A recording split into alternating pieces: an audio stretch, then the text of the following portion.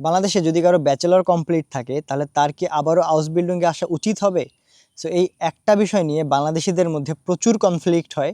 So আজকের এই video দেখার পর এই কনফ্লিক্টটা দূর হয়ে যাবে আমি আশা করি। আর আপনাদের এই বিষয়ে যত কনফিউশন আছে সেটাও ক্লিয়ার হয়ে যাবে।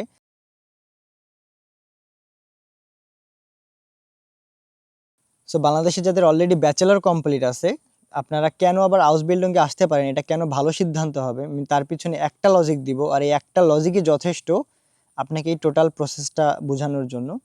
সো সেটা হচ্ছে যে ধরলাম আপনি এখানে বাংলাদেশে বিবিএ যেহেতু অনেক পপুলার, বিবিএ রিলেটেড ফিল্ডগুলো, সো বিবিএ রিলেটেড যে কোনো একটা ফিল্ডে আপনি এখানে মাস্টার্স করতে আসছেন, অর্থাৎ এমবিএ করতে আসছেন। সো আপনি আপনার ডিগ্রি কমপ্লিট করলেন, বিবিএ যেহেতু বিজনেস রিলেটেড ফিল্ড। সো আপনি যদি এই ফিল্ডগুলোতে জার্মানিতে ফুল টাইম জবে শিফট করতে চান, সেক্ষেত্রে আপনার অনেক অনেক হোক ডয়েচে বলতে হবে, অনেক ভালো ডয়েচে প্রফিসিয়েন্সি থাকতে হবে। এবং ম্যাক্সিমাম ক্ষেত্রে যখন অ্যাডমিনিস্ট্রেটিভ আপনি কোনো জবে যাবেন বা অ্যাডমিনিস্ট্রেটিভ লেভেলে যাবেন, সেক্ষেত্রে তারা কোনো বিদেশিকে নিয়োগ দিবে না, বরং নিয়োগ দিবে একজন জার্মানকে, কারণ কমিউনিকেশন স্কিলসের জন্য। আপনি জার্মানিতে 50 বছর থাকেন না কেন, আপনি কখনো একজন জার্মানের মতো, একজন নেটিভ জার্মানের মতো আপনি জার্মান বলতে পারবেন না। সো এই অ্যাডমিনিস্ট্রেটিভ লেভেলের যে জবগুলো আছে এগুলোতে কম্পিটিশন অনেক বেশি, এবং জার্মানরা এই কাজগুলো করতে পছন্দ করে, বিউরো আরবাইট তারা পছন্দ করে। সো এই ক্ষেত্রে আপনার জব পাওয়ার সম্ভাবনা আমার মনে হয় 5 থেকে 10%।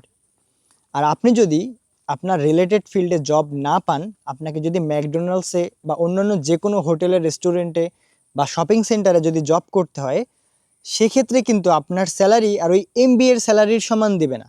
সেক্ষেত্রে আপনাকে স্যালারি দিবে সর্বনিম্ন স্যালারি, যেটা হচ্ছে 12.82 ইউরো প্রতি ঘন্টা ব্রুটো। সো নেটো কত থাকবে সেটা আপনি একবার হাতে চিন্তা করেন। সো এখন আসি হাউস বিল্ডিংয়ের বিষয়টাতে।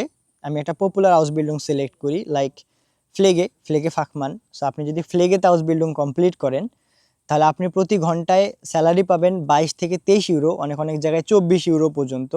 এটা কোম্পানি টু কোম্পানি ভ্যারি করে, এটা ব্রুটো স্যালারি।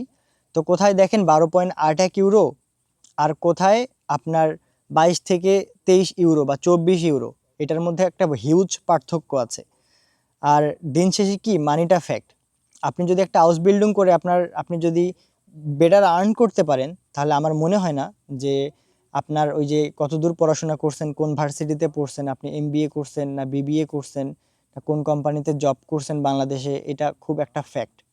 দিন শেষে আমাদের সবার মানি দরকার, আর মানির জন্যই আমরা পড়াশোনা করি, মানির জন্যই জব করি, মানির জন্যই সব কিছু করি। সো স্টুডেন্ট ভিসায় যারা আসছে, আমি বলবো না যে তাদের ক্যারিয়ার খারাপ, অবশ্যই তাদেরও ক্যারিয়ারে অনেক ডেভেলপমেন্টের সুযোগ আছে, যদি একটু প্রফেশনাল স্কিলস থাকে, একটু যদি জার্মানি স্কিলস থাকে, বা যদি ফাক ভোটারগুলো তার আয়ত্তের মধ্যে থাকে, ফাক বেগ্রিফগুলো যদি আয়ত্তের মধ্যে থাকে। তবে আমার দেখা মতে আমার মনে হয় না যে 70% স্টুডেন্টও যারা স্টুডেন্ট ভিসায় জার্মানিতে আসে তারা রিলেটেড ফিল্ডে জব পায়, বা আমি বলবো 80%ও হয়তো রিলেটেড ফিল্ডে জব পায় না। সো আপনারা আমার কথা যে কোনোভাবে ইন্টারপ্রিট করতে পারেন। আপনারা চাইলে এসে কমেন্ট সেকশনে ঝগড়া করতেই পারেন, আপনাদের মনের ভাব প্রকাশ করতেই পারেন। বাট বাস্তবতা হচ্ছে এটাই। আর এই জন্যই হাউস বিল্ডিংটা আমার কাছে বেস্ট মনে হয়, বেস্ট অফ বেস্ট। একটা ছোট্ট কোর্সের মাধ্যমে আপনি আপনার ক্যারিয়ার শুরু করতেছেন, আর্ন করতেছেন, মিনিমাম একটা সেফ লাইফ থাকবে, আপনার এখানে ওখানে রাট্টা মারতে হবে না, এটা সব থেকে বড় কথা।